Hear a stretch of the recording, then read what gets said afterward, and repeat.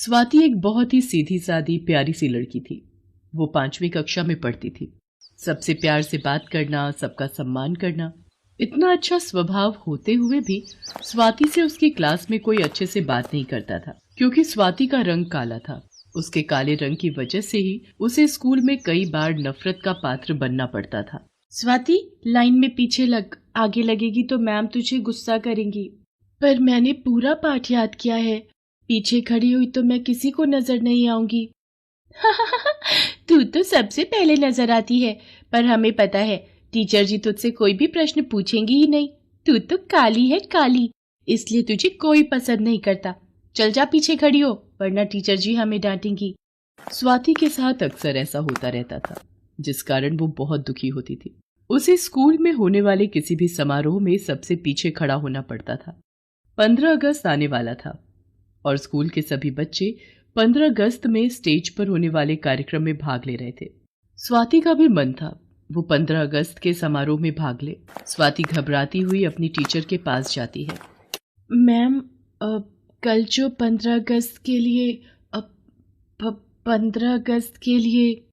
अब आगे भी बोलेगी या यूं ही मेरा टाइम खराब करती रहोगी? दिख नहीं रहा मैं कल के समारोह के लिए बच्चों की तैयारी करवा रही हूँ?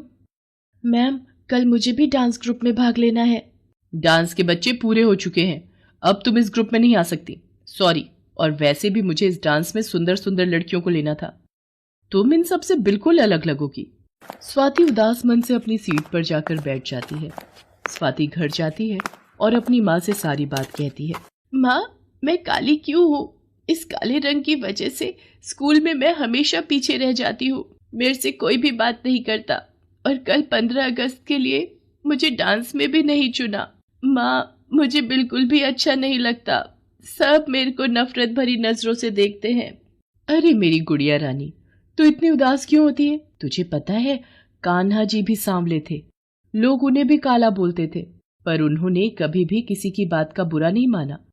उन्होंने दुनिया के लिए बहुत अच्छे काम किए, इसीलिए तो वे भगवान कहलाए। और जब भगवान को अपने रंग से कभी निराशा नहीं हुई तो तुम क्यों करती हो? तुम्हें इसी रंग को अपना हथियार बनाना चाहिए और हमेशा जीवन में अच्छे काम करने चाहिए। व्यक्ति की पहचान उसके रंग रूप से नहीं होती, उसके अच्छे व्यक्तित्व से होती है। इसलिए कभी भी अपने रंग को लेकर निराश नहीं होना। स्वाति अपनी माँ की बात को समझ जाती है और अगले दिन वो खुशी खुशी स्कूल पहुंचती है। 15 अगस्त का प्रोग्राम स्कूल की छत पर किया जा रहा था। प्रिंसिपल मैम, प्रोग्राम में भाग लेने वाले बच्चे, टीचर सब आ चुके थे। कुछ ही देर में चीफ गेस्ट आने वाले थे। देशभक्ति गीतों से पूरा स्कूल गूंज रहा था। अलग अलग कक्षा के बच्चे 15 अगस्त पर निबंध बोल रहे थे। स्वाति भी 15 अगस्त पर कुछ लाइनें तैयार करके लाई थी। वो स्टेज पर बोलने जाने लगती है, तभी टीचर उसे आवाज देती है। देखो स्वाति, कुछ ही देर में चीफ गेस्ट आने वाले हैं, तुम स्टेज पर नहीं जाओगी। मैं नहीं चाहती तुम्हारी वजह से मेरी पूरी क्लास की बेइज्जती हो, इसलिए चुपचाप वहां जाकर बैठ जाओ। इतनी देर में प्रधानाचार्य जी भी स्टेज पर आ जाती है। आप सभी बच्चों को 15 अगस्त आजादी दिवस की हार्दिक शुभकामनाएं। हमारे बीच चीफ गेस्ट आ चुके हैं, अब सभी बच्चे जोरदार तालियों से उनका स्वागत करेंगे। कुछ ही देर में यहाँ देश का झंडा फहराया जाएगा। इसके बाद सभी कक्षा के बच्चे अपना सांस्कृतिक कार्यक्रम प्रस्तुत करेंगे। प्रोग्राम शुरू हो जाता है।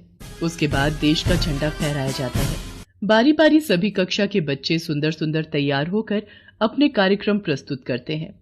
स्वाति की क्लास के बच्चे भी ग्रुप डांस के लिए स्टेज पर पहुंचते हैं। जो झंडा अभी कुछ देर पहले लहराया गया था, बच्चे उसके आसपास ही डांस कर रहे थे। झंडा जिस डंडे से बंधा था, वो डंडा लगातार हिल रहा था।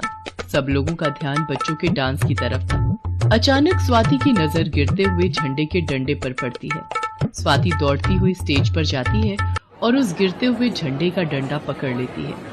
स्वाति को ऐसा करते देख स्पोर्ट टीचर भी स्टेज पर भागता है और स्वाति की मदद करता है। स्वाति के कारण बच्चों को चोट आने से बच जाती है। सब लोग स्वाति के साहस के लिए उसे शाबाशी देते हैं। अगर ऐसे होनहार और साहसी युवा बच्चे इस देश में हों, तो इस देश की तरक्की को कोई नहीं रोक सकता। तुम्हारे कारण आज बच्चों को चोट लगने से बच गई और एक हादसा टल गया। तुमने अपनी जान की परवाह भी नहीं की। आज तुमने देश के झंडे को जमीन पर गिरने से बचा लिया। तुम में इतना साहस कहां से आया बेटा? सर, ये सब मैंने क्लास टीचर प्राची मैम से सीखा है। उन्होंने हमें सिखाया है कि हमें कभी भी अपने देश के झंडे को जमीन पर नहीं गिरने देना चाहिए। भारत देश का झंडा हमारी आन बान और शान का प्रतीक है और इसकी रक्षा करना हमारा कर्तव्य है। मैम कहती हैं कि हमें सदैव दूसरों की मदद करनी चाहिए और मुश्किल वक्त में साहस दिखाना चाहिए। मुझे प्राची मैम की बातें याद थी, इसलिए मैंने वही किया जो उनसे सीखा। Miss Prachi, very good. आपने अपनी कक्षा के बच्चों को बहुत अच्छी शिक्षा दे रखी है। शाबाश स्वाति बेटा। मैं यहाँ पर एक बात के लिए और सावधानी बरतना चाहूंगी। आज के बाद किसी भी समारोह से पहले एक बार सारा प्रबंध मैं अपनी आंखों से चेक करूंगी, ताकि ऐसी अनहोनी से बचा जाए। बाकी इसके लिए स्कूल का स्टाफ भी सावधानी बरते, ऐसी मैं कामना करती हूँ। मैंने स्वाति के साथ कितना बुरा व्यवहार किया, पर आज इसी स्टूडेंट के कारण मेरी सबके बीच वाहवाही हुई है। मैं आज के बाद स्वाति के साथ रंग को लेकर कोई भी भेदभाव नहीं करूंगी। सब लोग मिलकर स्वाति के लिए तालियां बजाते हैं। प्रिंसिपल मैम सब बच्चों के साथ साथ स्वाति को भी साहस के लिए पुरस्कार देती हैं। उस दिन स्वाति की खुशी का ठिकाना नहीं रहता। आज उसकी क्लास के सब बच्चे उससे बहुत अच्छे से बात कर रहे थे। उसके बाद सभी बच्चों को 15 अगस्त त्योहार की खुशी में मिठाई और टॉफियां बांटी जाती हैं।